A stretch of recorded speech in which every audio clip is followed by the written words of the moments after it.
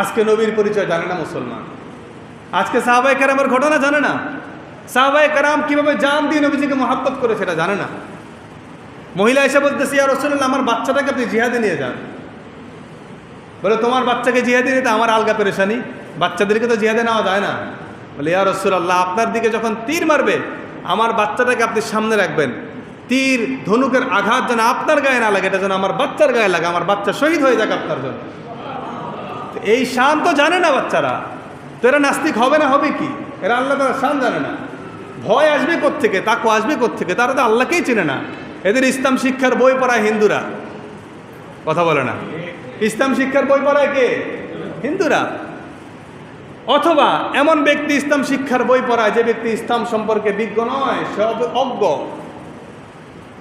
অজ্ঞ ব্যক্তি। আজকে সারা বাংলাদেশের স্কুলে স্কুলে শুধুমাত্র সরকারি চাকরি করব,